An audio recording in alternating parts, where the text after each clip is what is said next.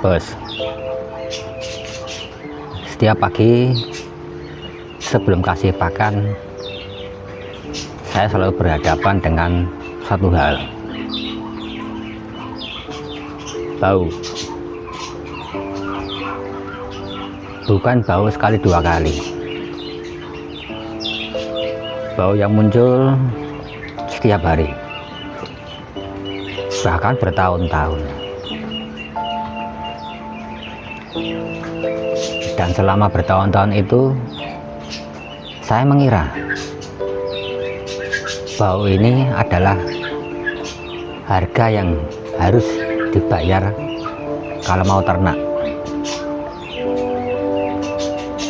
Ternyata bau ini bukan takdir, tapi tanda bahwa sistem saya bocor. Kesalahan ini bukan cuma kesalahan saya, ini kesalahan yang diwariskan. Peternak diajari satu hal saja: bersihkan kandang, buang kotoran.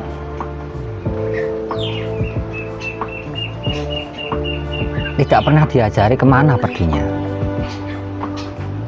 apa dampaknya, dan apa nilainya. Padahal setiap yang dibuang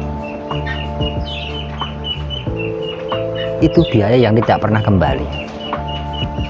Kotoran entok bukan sekedar tai, di dalamnya ada sisa pakan yang tidak tercerna. Ada nitrogen, ada karbon, ada bakteri baik, dan bahkan ada bakteri yang buruk. Masalahnya bukan kotorannya, masalahnya adalah ketika kita membiarkannya membusuk tanpa arah. Saya tidak langsung mikir jual pupuk, saya tidak mikir bisnis charging. Saya cuma mikir satu hal: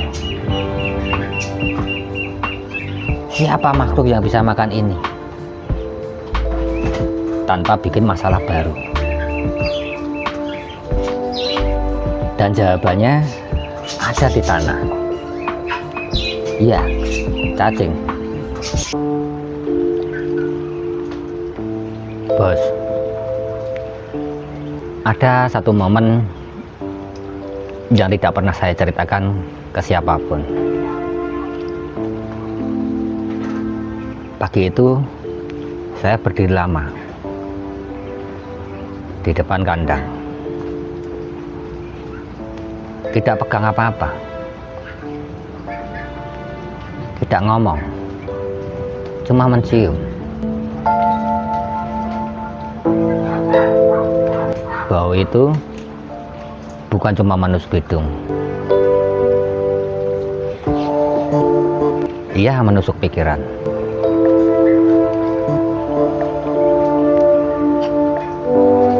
Dan di situ saya sadar, saya bukan sedang mengelola peternakan, saya sedang menumpuk masalah setiap hari.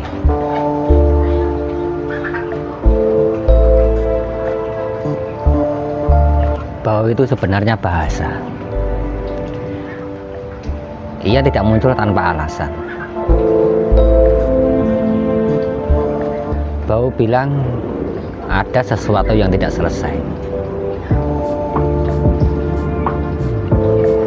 tapi kita diajari untuk melawannya. Disiram air, disemprot pakai pengharum, dibuang sejauh mungkin. Padahal semakin jauh dibuang, semakin jauh juga kita dari solusi.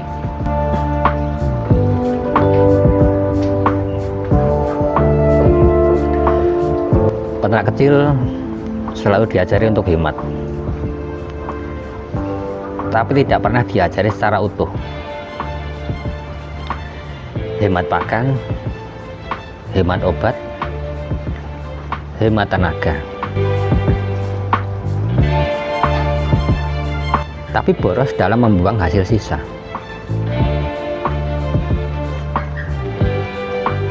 Dan sisa itu bukan nol.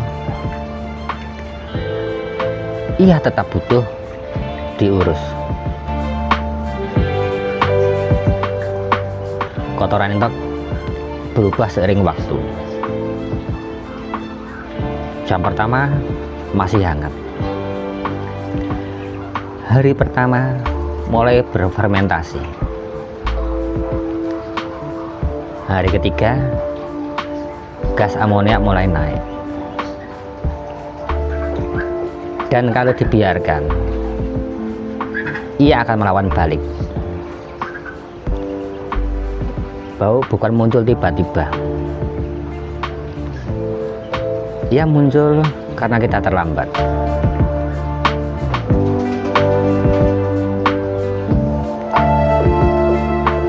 Waktu pertama kali saya pegang cacing,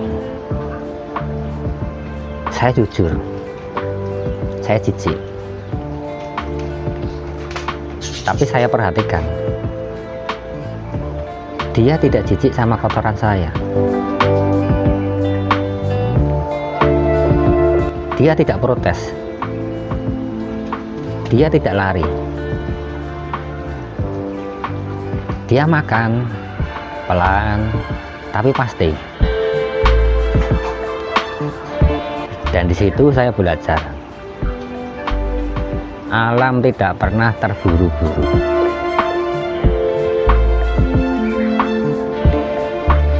Tidak semua langsung jalan. Ada hari cacing mati. Ada hari bau malah lebih parah. Dan di situ banyak orang berhenti.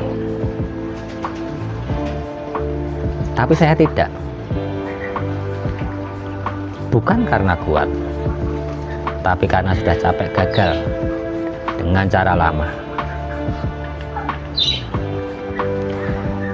Cacing itu jujur.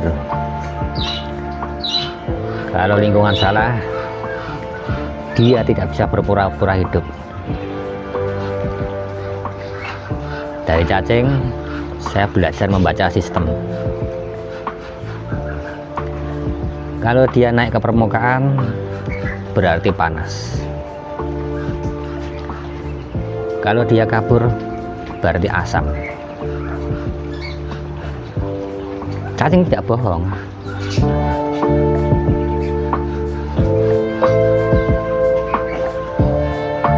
Perubahan pertama bukan bobot, tapi perilaku. Entok lebih tenang, tidak rebutan brutal. Bulu lebih rapi. Ini bukan efek instan, ini efek sistem yang mulai sinkron.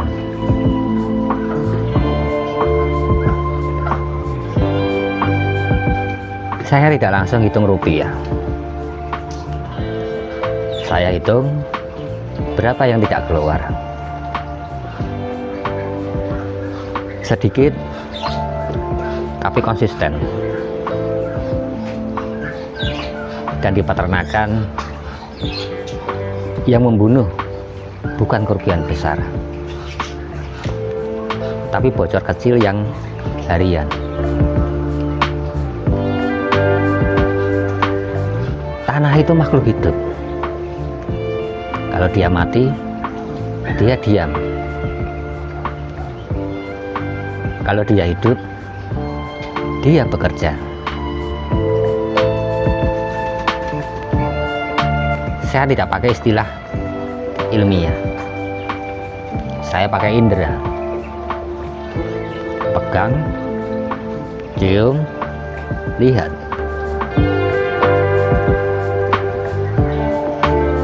Lucunya, waktu saya berhenti mengejar uang, justru uang mulai kelihatan. Bukan karena datang tiba-tiba, tapi muncul karena sistem tidak lagi bocor.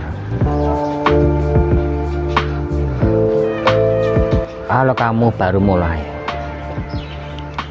jangan langsung tiru hasil, tapi tiru cara berpikir. Jangan tanya ini dijual berapa, tanya dulu ini membereskan apa.